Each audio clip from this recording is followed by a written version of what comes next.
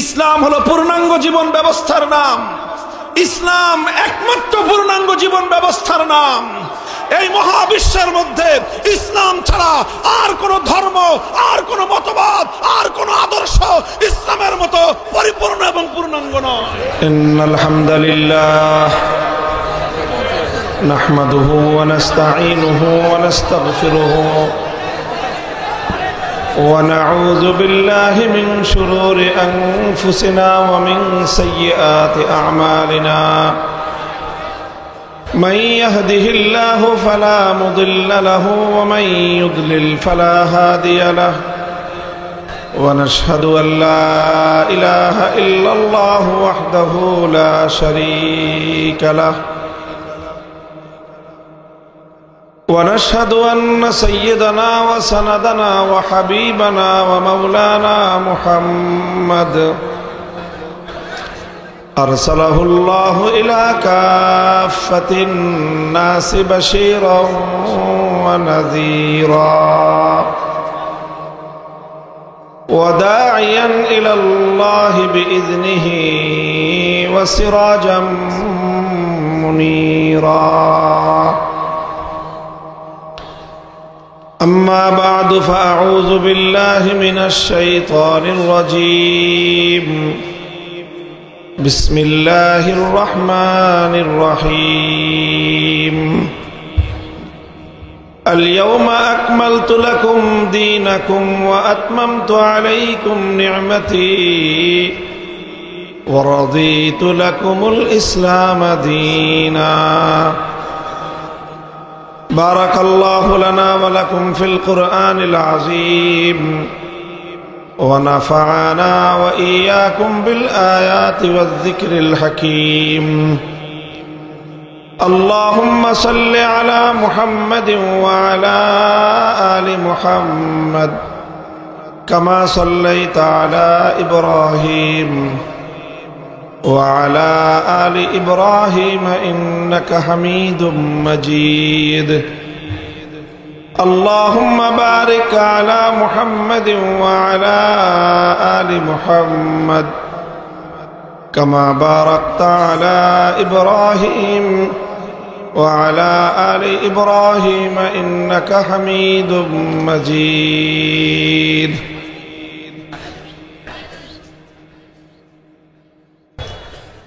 সম্মানিত সভাপতি, উপস্থিত হযরত উলামায়ে কেরাম,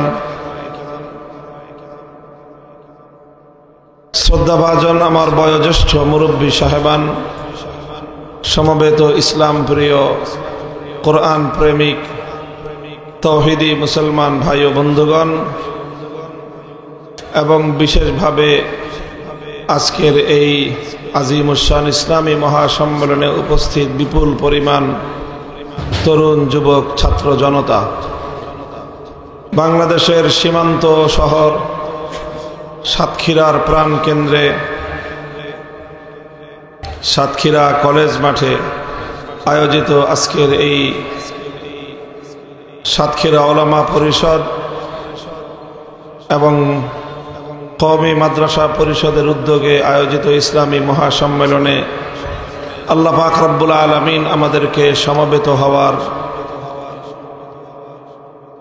একত্রিত হয়ে আল্লাহর দ্বীনের কথা আলোচনা করবার এবং শুনবার তৌফিক দান করেছেন। রব্বে করিমের বড়ই মেহেরবানি। এই জন্য আল্লাহ রব্বুল আলামিনের দরবারে কালেমাতুশ শুকরের হাদিয়া পেশ করি আলহামদুলিল্লাহ। বাংলাদেশের অন্যতম একটা মজলুম এলাকা হলো সাতক্ষীরা। সাতক্ষীরার মানুষ তারা নানাভাবে নিগৃহীত হয়েছে, নির্যাতিত হয়েছে, অধিকার বঞ্চিত হয়েছে। তাদের এই বঞ্চনার ফিরিস্তি অনেক দীর্ঘ। সবচেয়ে বড় বঞ্চনা ছিল যে অন্তত অন্যান্য এলাকার মানুষেরা যতটুকু স্বাধীনভাবে কোরআন হাদিসের কথা আলোচনা করতে এবং শুনতে পেরেছে, সাতক্ষীরার মানুষকে সেই অধিকারটুকু থেকেও চরমভাবে বঞ্চিত করা হয়েছিল। সাতক্ষীরায় আলাদা লিস্ট তালিকা ছিল যে সাতক্ষীরা জেলায় কোন কোন আলেম ঢুকতে পারবে আর কারা কারা পারবে না। আর দুর্ভাগ্য বলেন অথবা সৌভাগ্য বলেন, সেই হিট লিস্টে আমার নামও ছিল, যার কারণে দীর্ঘ প্রায় এক যুগ ধরে সাতক্ষীরা এলাকায় আমরা প্রবেশ করতে পারি নাই, আসলেও কথা বলতে পারি নাই। মহান আল্লাহ পাক রব্বুল আলামিনের দরবারে আমরা সাজদাতুশ শুকর আদায় করি, যিনি তার কুদরতের মাধ্যমে সেই দুর্দণ্ড প্রতাপশালী ফ্যাসিবাদকে আল্লাহ উৎখাত করে দিয়েছেন। কাজেই বাংলাদেশের সকল মানুষের যদি একটা সাজদা আদায় করে, সাতক্ষীরার মানুষের অন্তত দুইটা সাজদা আদায় করা দরকার। এবং আগামী দিনে তাদের আল্লাহর কোরআনের পথে দ্বীনের জন্য অতীতের চেয়ে আরো বেশি বলিষ্ঠ ভূমিকা পালন করা তাদের দায়িত্ব এবং কর্তব্য হয়ে দাঁড়িয়েছে। আল্লাহ পাক রব্বুল আলামিন সাতক্ষীরার মাটিকে ইসলামের ঘাঁটি হিসেবে আল্লাহ আরো জবরদস্তভাবে আল্লাহ কবুল করেন। মুহতারাম হাজিরিন, আমি পবিত্র কোরআনে পাকের সূরা মায়েদার 6 নম্বর আয়াতটি আপনাদের সম্মুখে তেলাওয়াত করেছি। এটি একটি ঐতিহাসিক আয়াত, একটি অনন্য ব্যতিক্রমী কোরআনে পাকের একটি আয়াত। এরকম আয়াত কোরআনে পাকের মধ্যে দ্বিতীয়টি নেই। শুধু কোরআন তো দূরের কথা, আল্লাহ পাক রব্বুল আলামিন যতগুলো আসমানি কিতাব নাজিল করেছেন, কোন আসমানি কিতাবের মধ্যেই এই আয়াতের মতো কোন আয়াত দ্বিতীয়টি আল্লাহ অবতীর্ণ করেননি। বুখারী শরীফের হাদিসের মধ্যে বর্ণিত হয় যে হযরতে খলিফাতুল মুসলিমিন ওমরে ফারুক রাদিয়াল্লাহু তাআলা আনহুর খেলাফতের যুগে ইহুদিদের একটি দল ওনার সঙ্গে আলোচনা করলো, এবং সেই আলোচনায় তারা কথা বলল যে খলিফা ওমর, তোমাদের ধর্মগ্রন্থ কোরআনে পাকের মধ্যে একটি আয়াত রয়েছে, লাউ নাযালাত আলাইনা মা'শারাল ইয়াহুদ, সেই আয়াতটি যদি আমাদের ধর্ম ইহুদিদের কিতাব তাওরাত কিতাবে নাজিল হতো, লাত্তাখাযনা যালিকাল ইয়াওমা ঈদা, তো এই আয়াতটি যেই দিন আমাদের কিতাব তাওরাতে নাজিল হতো, সেই দিনটিকে আমরা আমাদের জাতীয় উৎসবের দিবস হিসাবে উদযাপন করতাম। হযরত ওমর জিজ্ঞাসা করলেন, কোন সেই আয়াত? তখন ইহুদিরা বলল, এই যে সূরাতুল মায়েদার এই আয়াত 6 নম্বর আয়াতের অংশ বিশেষ, যেখানে আমার আল্লাহ পাক রব্বুল আলামিন তার মনোনীত একমাত্র জীবন ব্যবস্থা ইসলাম সম্পর্কে 3টি ঘোষণা দিয়েছেন। আল্লাহ বলেছেন, আল ইয়াউমা আকমালতু লাকুম দীনাকুম ওয়া আতমামতু আলাইকুম নি'মাতি ওয়া রাদিতু লাকুমুল ইসলাম দীনা। আল্লাহ প্রথম বললেন, আজ আমি তোমাদের ধর্ম, তোমাদের দ্বীন ইসলামকে পরিপূর্ণ করে দিলাম। দ্বিতীয় ঘোষণা দিলেন, ইসলামের এই পরিপূর্ণতার মাধ্যমে মানব জাতির উপর আমি আল্লাহর পক্ষ থেকে প্রদত্ত নিয়ামত এটাও পরিপূর্ণতা লাভ করলো। তৃতীয় ঘোষণা দিলেন, ওয়া রাদিতু লাকুমুল ইসলাম দীনান, জীবন ব্যবস্থা হিসেবে ইসলামই আমার নিকট একমাত্র পছন্দনীয় এবং আমার স্যাটিসফাইড যেটার উপর, সেই ব্যবস্থা ইসলাম, সেটা আমার পক্ষ থেকে ঘোষণা করে দেয়া হলো। এই 3টি ঘোষণা আল্লাহ পাক রব্বুল আলামিন পরপর কোরআনে পাকের এই আয়াতের মধ্যে ইসলাম সম্পর্কে দিয়েছেন, দিয়ে এই আয়াতটি আল্লাহ পবিত্র কোরআনে পাকের মধ্যে অবতীর্ণ করেছেন। ইহুদিরা বলল, এমন একটি ঘোষণা যদি অন্য কোন জাতির কপালে জুটত, আমাদের কপালে যদি জুটত, তাহলে আমরা সেটাকে এমন ভাবে উদযাপন করতাম যে সারা দুনিয়াবাসী প্রতি বছর দেখত যে আমরা সেই দিনটিকে কেমন ভাবে উদযাপন করি।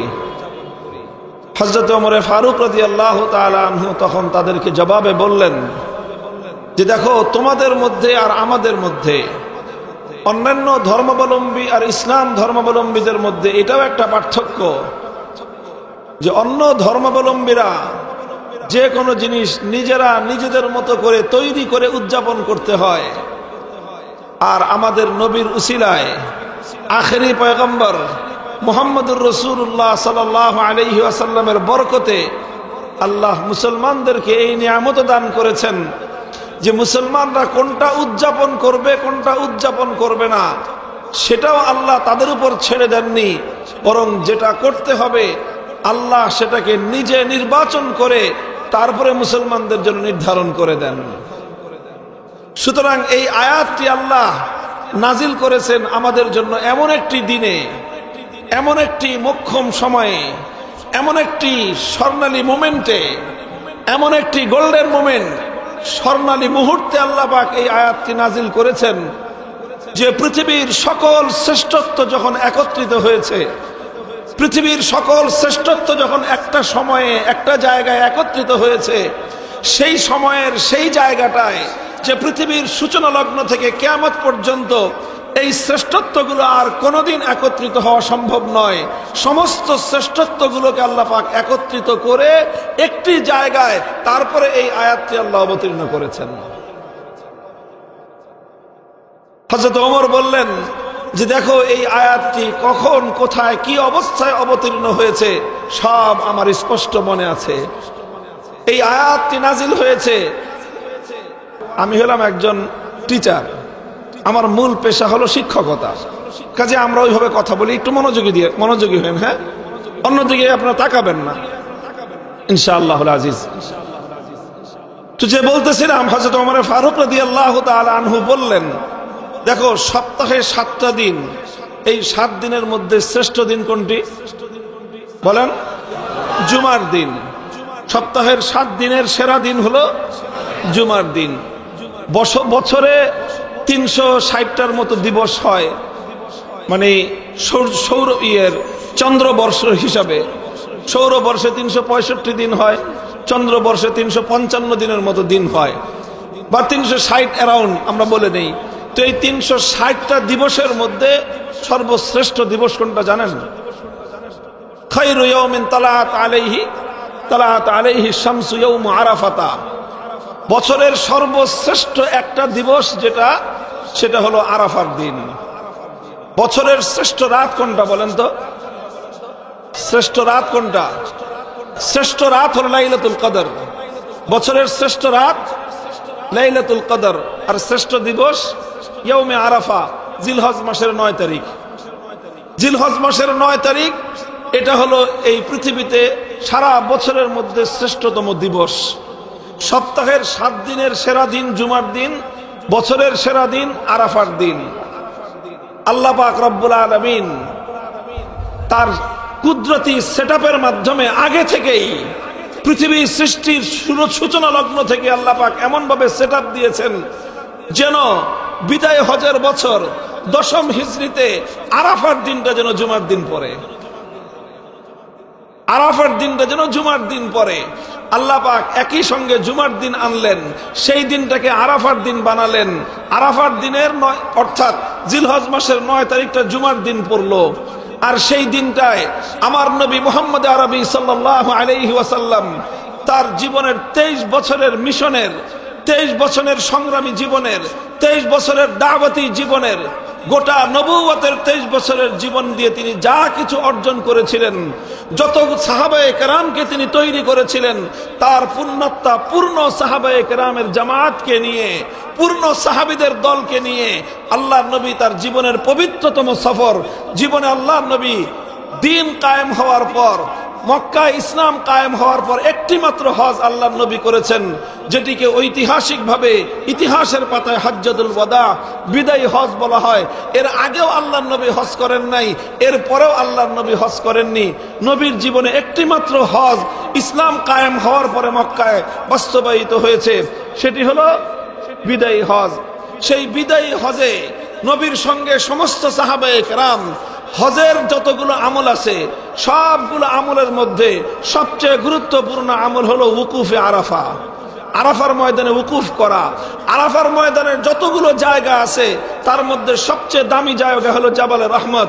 সেই জাবালে রহমতে আমার নবী সমস্ত সাহাবায়ে কেরামকে নিয়ে দণ্ডায়মান, আল্লাহর সঙ্গে তিনি কথোপকথন করছেন।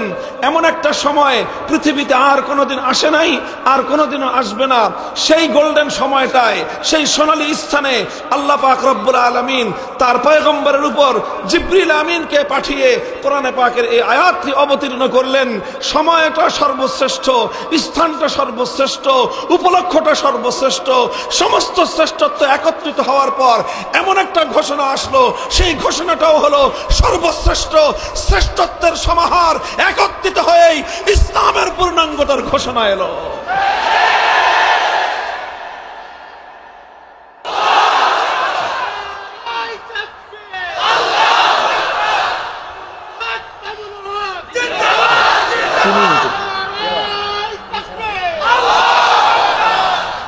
اليوم أكملت لكم دينكم وأتممت عليكم نعمتي ورضيت لكم الإسلام دينا।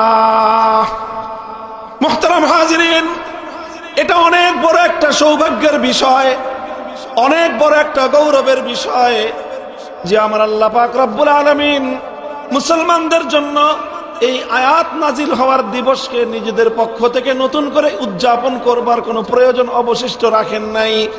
যত শ্রেষ্ঠত্ব হতে পারে সবগুলো শ্রেষ্ঠত্ব আল্লাহ পাক রব্বুল আলামিন নিজের পক্ষ থেকে এখানে একত্রিত করে দিয়েই তারপরে আল্লাহ পাক কোরআনের এই আয়াত থেকে অবতীর্ণ করেছেন। অর্থাৎ আল্লাহ নিজেই এই আয়াতটাকে অবতীর্ণ করার জন্য এমন একটা চমৎকার সময়, চমৎকার একটা পরিবেশ, চমৎকার একটা স্থান আল্লাহ নিজে নির্বাচন করেছেন। এটা আল্লাহ ছাড়া, আলিমুল গায়েব ছাড়া দুনিয়ার কারো পক্ষে সম্ভব ছিল না। সারা দুনিয়ার মানুষ মিলে পারবে না যে ইয়াউমে আরাফার দিন আর জুমার দিনকে একত্রিত করবে। সেটা হবে আমার আখেরি নবীর বিদায় হজের দিন, আবার সেটা হবে আল্লাহর নবী আরাফার ময়দানে অবস্থানরত সময়ে, আবার সেটা হবে তিনি জাবালে রহমতের মধ্যে থাকবেন। সেই সময় আল্লাহর সঙ্গে তার কথোপকথন হতে থাকবে, আর সেই সময় এই আয়াতটি অবতীর্ণ হবে। এটা আল্লাহ পাকের কুদরতের সেটআপ ছাড়া সম্ভবই ছিল না। ওমর ফারুক রাদিয়াল্লাহু তাআলা আনহু বললেন যে দেখো, তোমরা যেটা মনে করো যে এই আয়াতের গুরুত্ব আর তাৎপর্য সম্পর্কে আমরা বেখবর না, আমরা বেখবর না।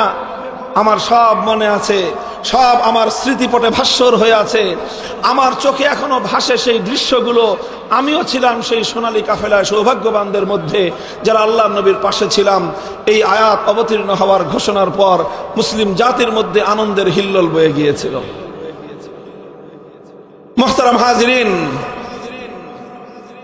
কথা হলো এই যে আজ 21 শতাব্দীর মুসলমানরা এই মুসলমানদের এই গৌরবের অধ্যায়টাকে কতটুকু উপলব্ধি করি, আমরা কতটুকু ফিল করি, কতটুকু অনুভব করি যে আমাদের মধ্যে অনন্য এই গৌরবের একটা অধ্যায় রয়েছে, যে একমাত্র আমাদের জীবন ধর্ম ইসলাম।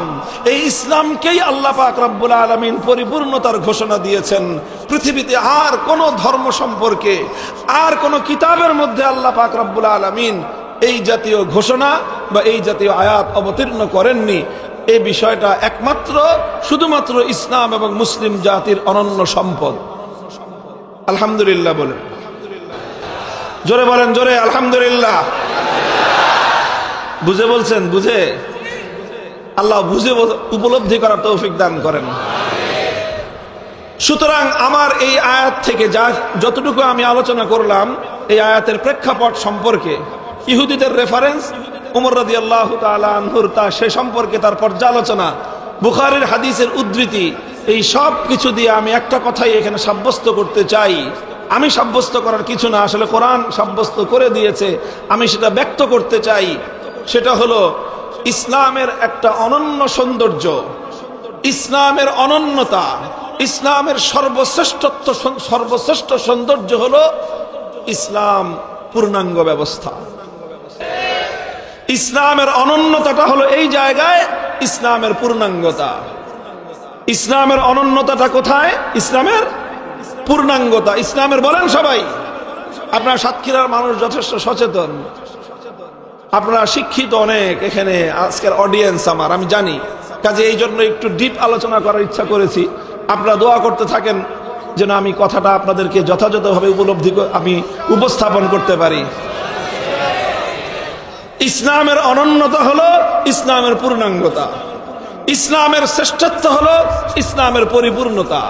যে ইসলাম যেটাকে আমরা সুন্দরভাবে বলি ইসলাম এক মুকম্মল নিজামে হায়াত হ্যায়, Islam is the complete code of life. ইসলাম হলো পূর্ণাঙ্গ জীবন ব্যবস্থার নাম, ইসলাম হলো পূর্ণাঙ্গ জীবন ব্যবস্থার নাম, ইসলাম একমাত্র পূর্ণাঙ্গ জীবন ব্যবস্থার নাম। এই মহাবিশ্বের মধ্যে ইসলাম ছাড়া আর কোন ধর্ম, আর কোন মতবাদ, আর কোন আদর্শ ইসলামের মতো পরিপূর্ণ এবং পূর্ণাঙ্গ নয়।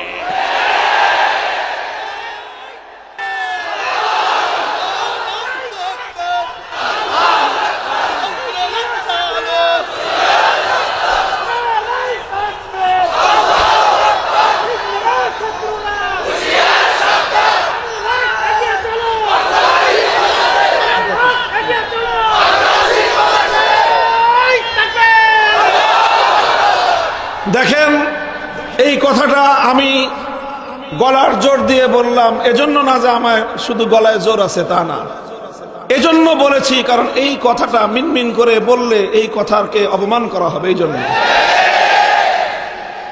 আমার ইসলামের পরিপূর্ণতার কথা, এবং ইসলাম একমাত্র পূর্ণাঙ্গ জীবন ব্যবস্থা, একমাত্র পূর্ণাঙ্গ জীবন ব্যবস্থা ইসলাম। এই মহাবিশ্বের মধ্যে সৃষ্টির শুরু থেকে নিয়ে কিয়ামত পর্যন্ত আর কোন ধর্ম, আর কোন জীবন ব্যবস্থা, আর কোন মতাদর্শ, আর কোন দর্শন, আর কোন আদর্শ এমন পরিপূর্ণ হয়নি, এমন পরিপূর্ণ হতে পারে না, এমন পরিপূর্ণ হবে না। ইসলামের এই পরিপূর্ণতা নিয়ে আমি একটু কথা বলবো। এটা তো এই পরিপূর্ণতা নিয়ে আসলে কথা বলতে গেলে তো মানে কথার কোনো শেষ নাই। এই মহাসমুদ্র একটা পরিপূর্ণ জিনিস, যার মধ্যে কোনো উইকনেস নাই, কোনো দুর্বলতা নাই, কোনো আনকমপ্লিটনেস নাই, কোনো অসম্পূর্ণতা নাই। সে জিনিসটাকে আমি আলোচনার মাধ্যমে কেমনে শেষ করব? এটা তো সম্ভব না আলোচনার মাধ্যমে জিনিসটাকে সম্পন্ন করা। তবে যেটা সম্ভব সেটা হলো ইসলামের পরিপূর্ণতার কিছু দিক আপনাদের সামনে তুলে ধরা। আমি দুই একটা দিক তুলে ধরব যে ইসলাম কেন একমাত্র পূর্ণাঙ্গ জীবন ব্যবস্থা, ইসলাম কিভাবে একমাত্র পূর্ণাঙ্গ জীবন ব্যবস্থা। ইসলামকে আমরা কম্পেয়ার করব, একটু তুলনা করব, যাতে তুলনামূলক এই বিশ্লেষণের মাধ্যমে জাতির সামনে স্পষ্ট হয়ে যায় যে ইসলামই একমাত্র পূর্ণাঙ্গ জীবন ব্যবস্থা। আর এটার সাথে আমাদের একটা গুরুত্বপূর্ণ বর্তমান সময়ের আমাদের জাতীয় জীবনের খুব গুরুত্বপূর্ণ একটা প্রশ্নের সমাধান পাওয়া যাবে। আপনারা তো জানেন, আমার আলোচনা যারা শুনেছেন, যে আমি সাধারণত এমন কোন আলোচনা করে অভ্যস্ত মাহফিলগুলোতে যে আলোচনার মাধ্যমে আমাদের সমাজের বর্তমান প্রচলিত কোনো না কোনো রাজনৈতিক সমস্যা এবং সংকট স্পর্শ করবে আমার আলোচনায়। আমি ইচ্ছা করে এই সকল বিষয়গুলি আলোচনা করি, কারণ রাজনৈতিক সংকটের সমাধানের আলোচনা এটা এ জাতি আলেমদের কাছ থেকে শুনে অভ্যস্ত না।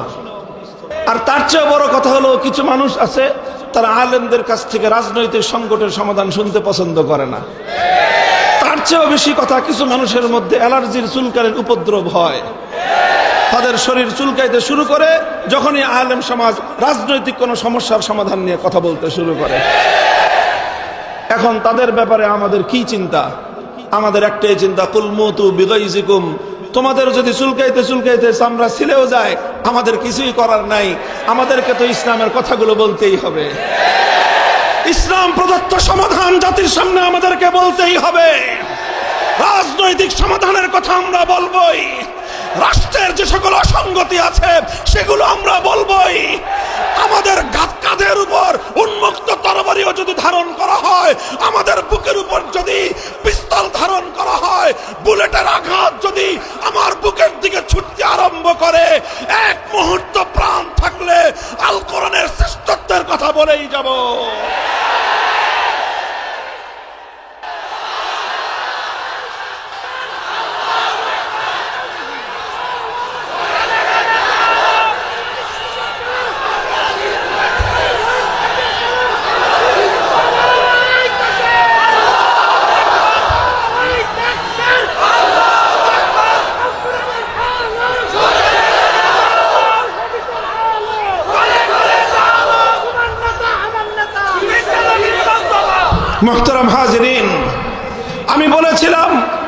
ইসলামের এই যে পরিপূর্ণতা এবং ইসলাম যে একমাত্র পরিপূর্ণ জীবন ব্যবস্থা, ইসলাম ছাড়া এই পৃথিবীতে আর কোনো ধর্ম পূর্ণাঙ্গ জীবন ব্যবস্থা মানুষের সামনে রিপ্রেজেন্ট করতে পারে না।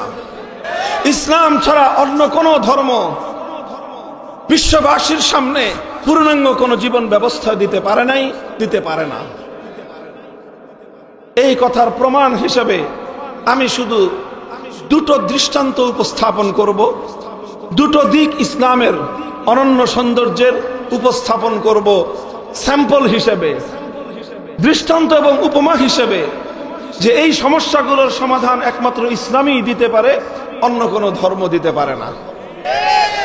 মুহতারাম হাজিরিন, কথাটা এই জন্য আসে, আমি কেন কথাটা এই আঙ্গিকে বলছি, কারণ আমরা যারা মুসলমান, আমরা যারা আল কোরআনকে আসলে পরিপূর্ণভাবে ধারণ করতে চাই আল্লাহর নির্দেশ অনুযায়ী, আল্লাহ যে বলেছেন আফাতুমিনুনা বিবাদিল কিতাবি ওয়া তাকফুরুনা বিবাদ, তোমরা আল্লাহর কিতাবের কিছু অংশ বিশ্বাস করবে আর কিছু অংশ অস্বীকার করবে, তাহলে এর মাধ্যমে তুমি কোশ্চেন কেন ইমানদার হতে পারবে না।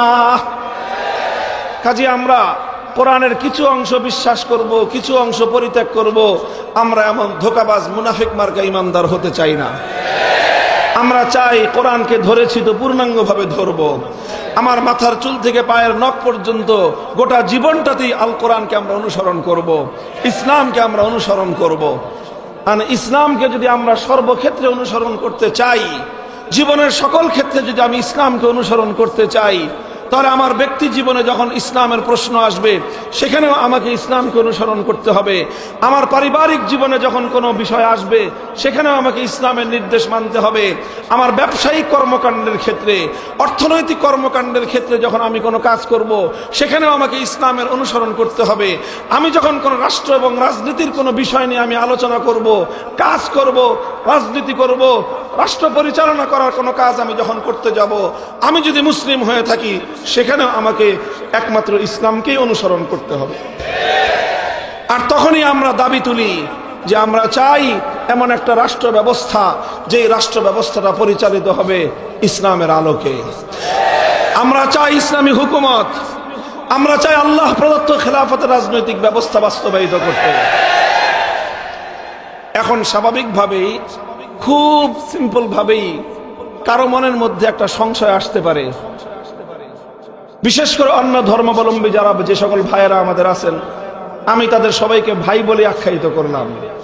হিন্দু ভাইয়েরা আছেন, খ্রিস্টান ভাইয়েরা আছেন, বৌদ্ধ ভাইয়েরা আছেন, তারাও আমাদের রক্তের সূত্রে ভাই, সবাই আমাদের বাবা আদমের সন্তান, একই বাবার সন্তানেরা যে যেই ধর্মের অনুসরণ করুক না কেন সবাই ভাই ভাই।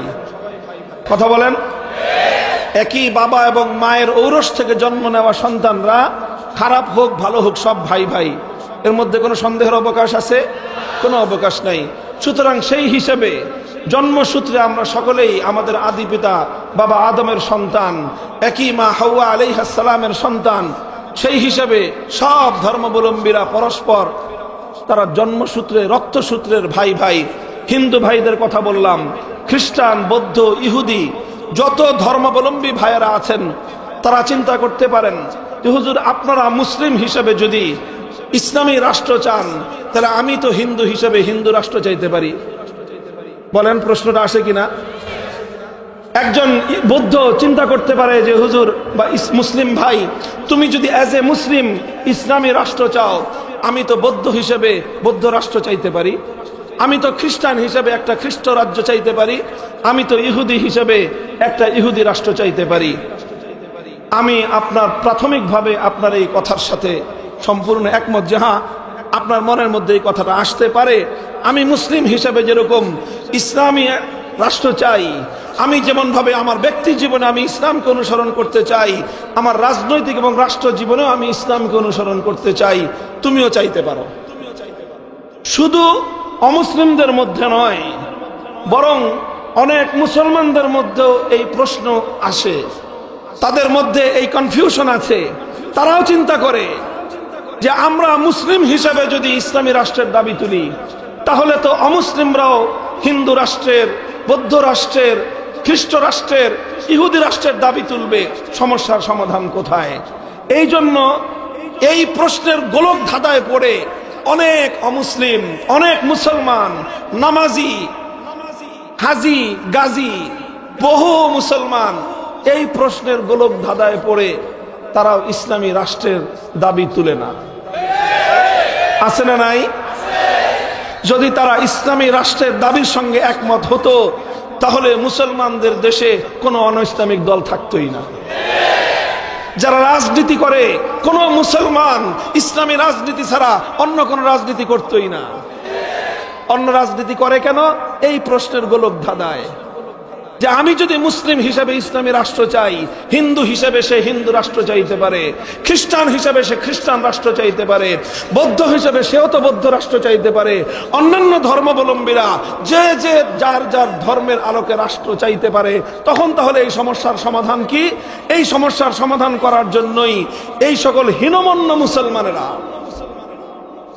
এই সকল কি বললাম, আসলে তো শব্দ মূর্খ বলা উচিত ছিল। কি বলা উচিত ছিল? মূর্খ বললে অনেকে মাইন্ড করবেন আর আমাদেরকে বলবেন যে হুজুররা সভ্য ভদ্রভাবে কথা বলতে জানে না। আপনি জানেন না সেটা আপনার দোষ না, আমি বললে আমি হয়ে যাব যে অসৌজন্য কথা বলেছি।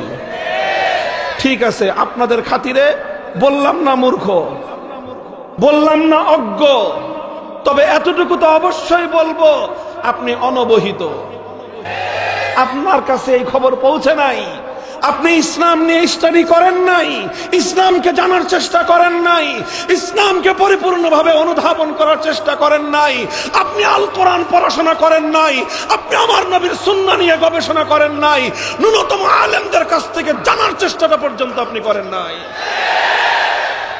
এরপরেও আপনাদের প্রতি সর্বোচ্চ শ্রদ্ধা রেখে বলতেছি যে সকল মুসলমানেরা রয়েছেন এমন যে যারা অনবহিত, ইসলামের পূর্ণাঙ্গতার ব্যাপারে আপনারা জানেন না, আপনি এখনো অনবগত রয়ে গিয়েছেন, আর সেই আপনার অনবহিতির কারণেই আপনার মধ্যে এক ধরনের হীনমন্যতা তৈরি হয়েছে।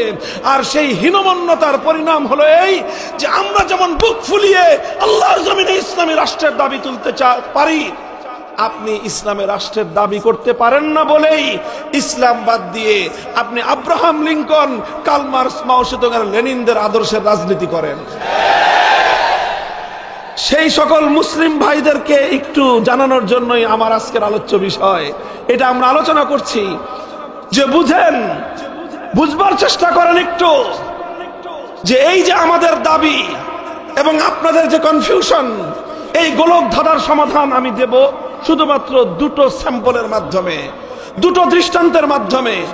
মূল গোলক ধাঁধাটা কি ছিল? আবার ফিরে আসে আমি কথায়, সেটা হলো আমি অ্যাজ এ মুসলিম, আমি মুসলমান হিসেবে যদি ইসলামী রাষ্ট্র প্রতিষ্ঠার দাবি করি, আপনি মুসলমান হিসেবে যদি আমরা মুসলমানরা ইসলামী রাষ্ট্রের দাবি করি, সেক্ষেত্রে প্রশ্ন আসতে পারে হিন্দু, বৌদ্ধ, খ্রিস্টান, ইহুদি, অন্যান্য ধর্মাবলম্বীরাও তো যার যার ধর্ম অনুযায়ী রাষ্ট্রের দাবি করতে পারে। তখন আর একই দেশে আমরা সবাই বসবাস করি, তাহলে সবগুলো ধর্ম যদি যার যার ধর্ম অনুযায়ী রাষ্ট্র প্রতিষ্ঠার দাবি করে, তাহলে সমস্যার সমাধান কোথায়? এই হলো গোলক ধাঁধা। এই গোলক ধাঁধায় অন্য সব ধর্মাবলম্বীরা যেরকম পেঁচিয়ে গেছে, এই অনবহিত হীনমন্য মুসলমানরাও এই গোলক ধাঁধার মধ্যে পড়ে গেছে। আমরা এই সমস্ত মুসলমানদেরকে এই গোলক ধাঁধা থেকে বের করে আনার চেষ্টা করব, আর অমুসলিম ভাইদের এই জিজ্ঞাসার জবাব দেব দুটো দৃষ্টান্তের মাধ্যমে। প্রথম দৃষ্টান্ত হলো এই, আজকের একবিংশ শতাব্দী সারা পৃথিবীতে গ্লোবাল যে সকল কাজকর্ম, বিশ্ব জগৎ জুড়ে যেই কাজগুলো চলছে, যেখানে পৃথিবীর এক প্রান্তের একজন লোক আরেক প্রান্তের আরেকটা লোকের সাথে কানেক্টেড, এই তো গ্লোবালাইজেশন, এই তো বিশ্বায়ন, যে আপনি আছেন এখানে, আরেকজন কানাডার অপর প্রান্তে, 24 ঘন্টার দূরত্ব হলো সময়ের ব্যবধানে, সেখানে আপনার 12 ঘন্টার ব্যবধান, ওখান থেকে এখানে, এই জায়গা থেকে আরেকজন মানুষ সেই পৃথিবীর অপর প্রান্তের একজন লোকের সঙ্গে তার প্রতি মুহূর্তে তার কানেকশন, প্রতি মুহূর্তে সে তার সঙ্গে সম্পৃক্ত আছে।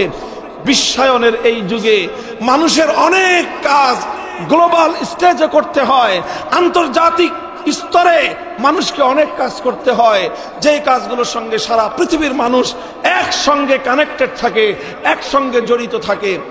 সেই যুগে মানুষের জীবন জীবিকার সবচেয়ে গুরুত্বপূর্ণ যেই সেক্টরটা, সেটা হলো অর্থনৈতিক সেক্টর। সেটা কি? অর্থনৈতিক সেক্টর, অর্থনৈতিক খাত। এই অর্থনৈতিক খাত নিয়ে যদি আমি একটা প্রশ্ন করি যে আজকের একবিংশ শতাব্দীর 2025 সালের সারা পৃথিবীর 700 কোটি মানুষের অর্থনীতি কিভাবে চলবে, আমার এই প্রশ্ন। আবার শুনেন, 2025 সাল, আজকে হলো 24 সালের 7ই ডিসেম্বর, আর মাত্র 23 দিন পরে শুরু হবে 2025 সাল। মনে করেন 2025 সালের সারা দুনিয়ার সর্বশেষ জরিপ অনুযায়ী মানুষ সংখ্যা হলো, পপুলেশন হলো 700 কোটি। এই 700 কোটি দুনিয়ার মানুষের অর্থনৈতিক সমস্যার কিভাবে সমাধান হবে, 700 কোটি মানুষের অর্থনীতি কিভাবে পরিচালিত হবে, এই প্রশ্নটা রাখলাম। এই প্রশ্নটা রেখে এবার হিন্দু ভাইদেরকে জিজ্ঞাসা করি, তুমি বলো তোমার হিন্দু ধর্ম অনুযায়ী এই 700 কোটি মানুষের অর্থনৈতিক জিজ্ঞাসার কি জবাব তোমার ধর্ম তোমার কাছে দিতে পারে। এরপরে বৌদ্ধ ভাইকে জিজ্ঞাসা করব, এবার তুমি বলো তোমার বৌদ্ধ ধর্মের অনুযায়ী, তোমার বৌদ্ধ ধর্মের ধর্মগ্রন্থ ত্রিপাঠক থেকে তুমি রেফারেন্স দিয়ে বলবা যে তোমার ত্রিপাঠকের রেফারেন্সে 700 কোটি মানুষের অর্থনীতির সমস্যার সমাধান এইভাবে হবে। খ্রিস্টানদেরকে জিজ্ঞাসা করব, তোমার আসমানি কিতাব ইনজিল শরীফ এবং তোমার নবী ঈসা আলাইহিস সালামের সূত্রে তুমি আমাদেরকে দুটো বর্ণনা দিবা, যেই বর্ণনার মাধ্যমে 2025 সালের 700 কোটি মানুষের অর্থনৈতিক প্রশ্নের সমাধান পাওয়া যাবে। ইহুদিদেরকেও বলবো, মুসা আলাইহিস সালামের সূত্রে, তাওরাত কিতাবের সূত্রে দুটো রেফারেন্স তুমি আমাকে দিবা, যেই রেফারেন্সের আলোকে 2025 সালের 700 কোটি মানুষের অর্থনীতির প্রশ্নের সমাধান দিতে পারবে তোমরা। এই প্রশ্ন আমি করলাম। বলবেন যে হুজুর এখানে তো হিন্দু বৌদ্ধ খ্রিস্টান নাই। তবে আমি এটা জানি যে আমার মাইকের আওয়াজ যতদূর পর্যন্ত পৌঁছতেছে এখানে কোনো না কোনো অন্যান্য ধর্মাবলম্বীরা আছে। আর ব্যাপারটা এমন নয় যে আমি এখানে চুপিসারে কথাটা বলে চলে যাচ্ছি, আমি বলে যাচ্ছি ফাঁকা মাঠে নয়। আমার এ কথা মাইকে বহুদূর পর্যন্ত ছড়াচ্ছে এবং এই মিডিয়ার যুগে রেকর্ড হচ্ছে, এগুলো ইন্টারনেটে ছড়াবে, চলতে থাকবে, সারা দুনিয়া বিচরণ করবে। সারা দুনিয়া মার্কসিস্টকে সামনে রেখেই আমি চ্যালেঞ্জ করতে পারি, হিন্দু ধর্মাবলম্বী, বৌদ্ধ ধর্মাবলম্বী, খ্রিস্ট ধর্মাবলম্বী, ইহুদি ধর্মাবলম্বী, তাদের ধর্মের রেফারেন্সে 700 কোটি মানুষের অর্থনৈতিক সমস্যার সমাধান দিতে পারবে না। যদি আমাকে জিজ্ঞাসা করেন, আমাকে নয়, যে কোনো একজন মুসলিমকে যদি জিজ্ঞাসা করেন যে তোমার ধর্ম পারবে, আমরা বলবো শুধু পারবে না, বরং শ্রেষ্ঠ সমাধান ইসলাম দিতে পারবে।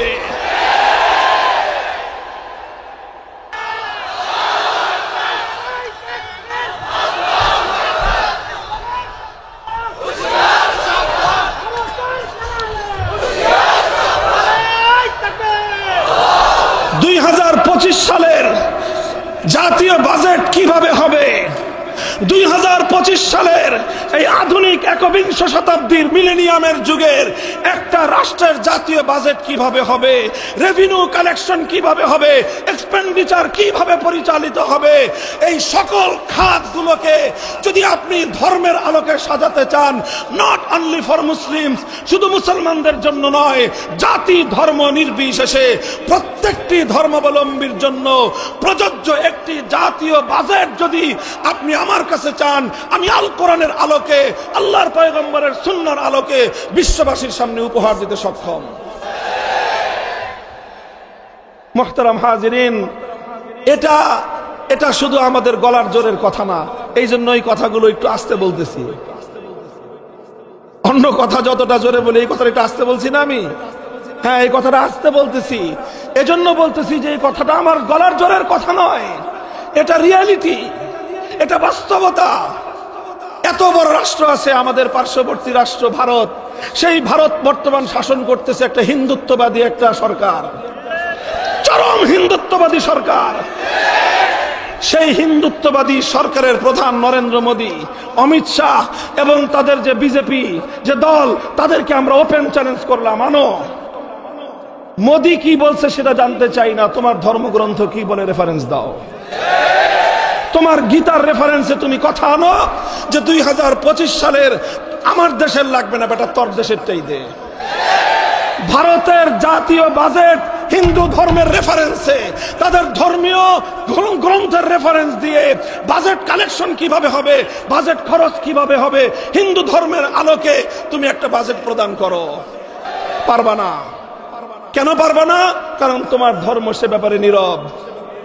বৌদ্ধরা, চায়নার মতো রাষ্ট্র তোমার কাছে আছে, সারা পৃথিবীর অর্থনীতি যারা নিয়ন্ত্রণ করতেছে, তোমরা তোমার ধর্মের আলোকে সমস্যার সমাধান দাও, দিতে পারবা না। কেন পারবা না? কারণ তোমার ধর্ম সে ব্যাপারে নীরব। খ্রিস্টানরা সারা পশ্চিমা বিশ্ব তোমরা পরিচালনা করছো, সারা দুনিয়া তোমরা নিয়ন্ত্রণ করছো, তোমাদের মানব রচিত মতবাদের মাধ্যমে তোমরা তোমাদের ধর্মের আলোকে সমস্যার সমাধান দাও। পারবা না, কারণ তোমার ধর্মে সেই সাজেশন নাই।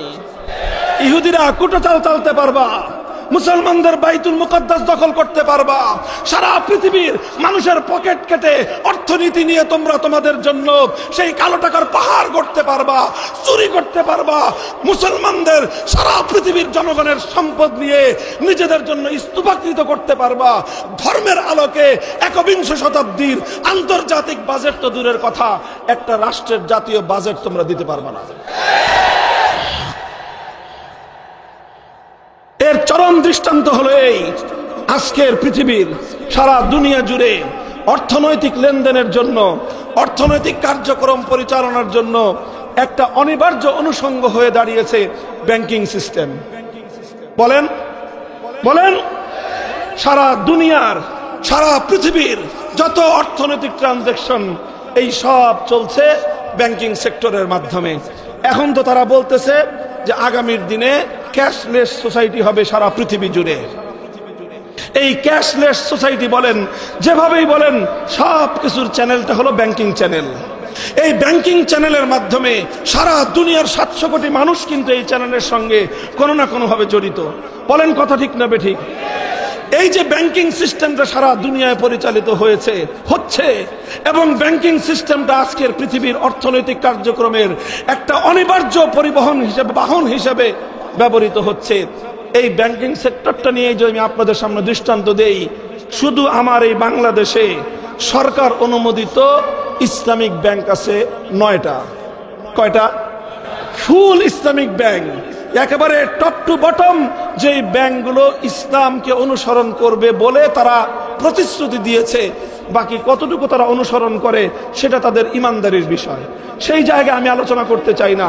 9টা ব্যাংক রয়েছে ফুল ইসলামিক ব্যাংক, আর এছাড়া আরো প্রায় 5-7টা ব্যাংক রয়েছে যারা পূর্ণাঙ্গ ইসলামিক ব্যাংকিং করে না, তবে তাদের ইসলামিক ব্রাঞ্চ রয়েছে, ইসলামিক ব্যাংকিং এর উইন্ডো রয়েছে, অর্থাৎ তারাও ইসলামিক ব্যাংকিং আংশিক করে। এবং বাংলাদেশ ব্যাংক, যেটা আমাদের সেন্ট্রাল ব্যাংক, সেই সেন্ট্রাল ব্যাংকের বিরাট একটা এখন পার্ট করে দেওয়া হয়েছে ইসলামিক ব্যাংকিং এর জন্য। অর্থাৎ সেই জায়গাটাকে সরকার ঘোষণা দিয়েছে যে বাংলাদেশ ব্যাংকের এই জায়গাটা সুদমুক্ত থাকবে এবং তারা শুধুমাত্র ইসলামিক ব্যাংকগুলো নিয়ে ডিল করবে। মোহতারাম হাজিরিন, শুধু এটা আমার বাংলাদেশ নয়, সারা পৃথিবী জুড়ে ওয়েস্টার্ন ওয়ার্ল্ড, পশ্চিমা বিশ্ব, ইউরোপ, আমেরিকা সহ পৃথিবীর এমন দেশ খুঁজে পাওয়া কঠিন যেখানে ইসলামিক ব্যাংকিং নাই। ইসলামিক ব্যাংকিং মানে কি? ইসলামিক ব্যাংকিং এর মূল কথা হলো এমন ব্যাংকিং যেই ব্যাংকিং সেক্টরটা পরিচালিত হবে আল কোরআন এবং নবীর সুন্নাহর নীতিমালা অনুযায়ী। আচ্ছা, মুসলমানরা যেরকম সারা পৃথিবীর বাসীর জন্য ইসলামিক ব্যাংক উপহার দিল, ইসলামিক ব্যাংকে শুধুমাত্র মুসলমানরাই অ্যাকাউন্ট খুলে। আরে ভাই কথা বলেন না কেন? মিনমিনান আপনারা, সাতক্ষীরার মানুষ কথা বলেন। ইসলামিক ব্যাংকগুলোকে শুধুমাত্র মুসলমানরাই অ্যাকাউন্ট খুলে, হিন্দুদের অ্যাকাউন্ট নাই, খ্রিস্টানদের অ্যাকাউন্ট নাই, বৌদ্ধদের অ্যাকাউন্ট নাই। তাহলে ইসলামিক ব্যাংকগুলো ইসলামিক ব্যাংকিং এর মাধ্যমে কোরআন সুন্নাহর নীতিমালা অনুযায়ী সব ধর্মাবলম্বীদেরকে ব্যাংকিং সেবা দিচ্ছে। এবার আপনি বাটি চালান দেন, প্রয়োজনে তুলা রাশি আনেন, সারা দুনিয়া জুড়ে একটা হিন্দু ব্যাংক খুঁজে দেখান, সারা পৃথিবী থেকে একটা ইহুদি ব্যাংক দেখান, সারা দুনিয়া একটা বৌদ্ধ অথবা একটা খ্রিস্টান ব্যাংক দেখান, পারবেন না, নাই। সারা দুনিয়ার কোথাও নাই। কেন নাই? প্রশ্নটা করেছেন কোনদিন নিজের বিবেকের কাছে? কোন হিন্দু ভাই করেছেন যে যেরকম মুসলমানরা ইসলামিক ব্যাংক করলো, আমরা হিন্দুরা হিন্দু ব্যাংক করি? কেন কোনদিন একজন হিন্দু ভাই নিজের বিবেককে প্রশ্ন করেছেন? কোন একজন বৌদ্ধ বা খ্রিস্টান নিজের বিবেককে প্রশ্ন করেছেন?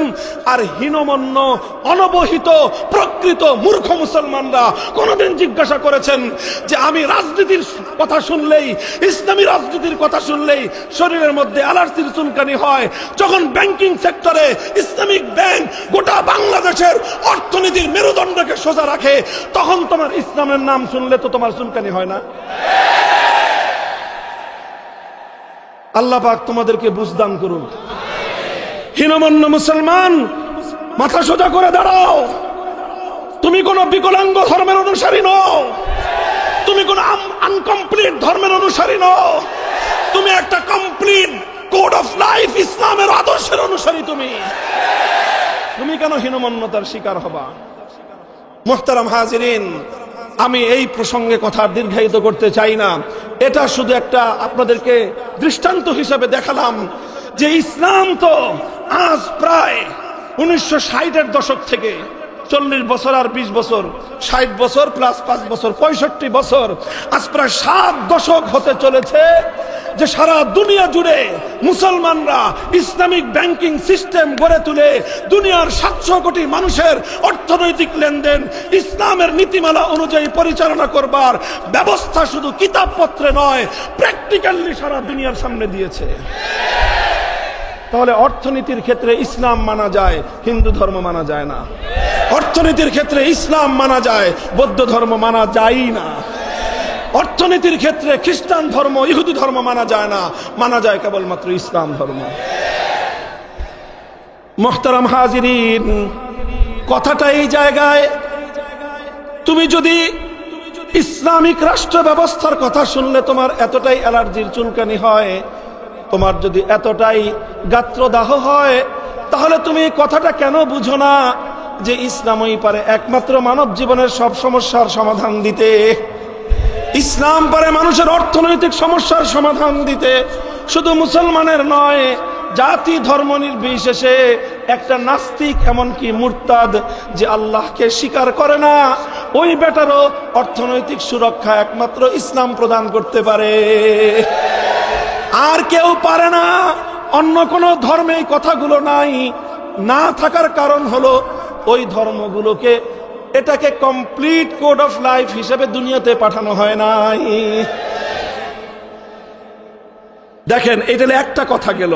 কাজেই আপনি যখনই অর্থনীতির সেক্টরে আসবেন, আচ্ছা বলেন তো, অর্থনীতির সেক্টর বাদ দিলে রাষ্ট্রের থাকেটা কি? আর সারা দুনিয়ার রাজনীতি যারা করে, আপনি খোঁজ নিয়ে দেখেন, আমেরিকা থেকে নিয়ে শুরু করে বাংলাদেশ পর্যন্ত রাজনীতি নিয়ন্ত্রণ করে কারা জানেন? অর্থনীতিবিদরা। বর্তমান বাংলাদেশের প্রধান উপদেষ্টা কে জানেন? ডক্টর ইউনূস। কি জিনিস জানেন? তিনি একজন অর্থনীতিবিদ, জাস্ট, আর কিছুই না। তার মূল পরিচয় তিনি একজন অর্থনীতিবিদ। অর্থনীতিবিদরাই সারা দুনিয়াকে পরিচালনা করে। প্রত্যেকটা দেশের রাজনৈতিক দলগুলোর মধ্যে প্রধান নীতি নির্ধারকরা তাদের ব্যাকগ্রাউন্ড খুঁজে দেখেন অর্থনীতি।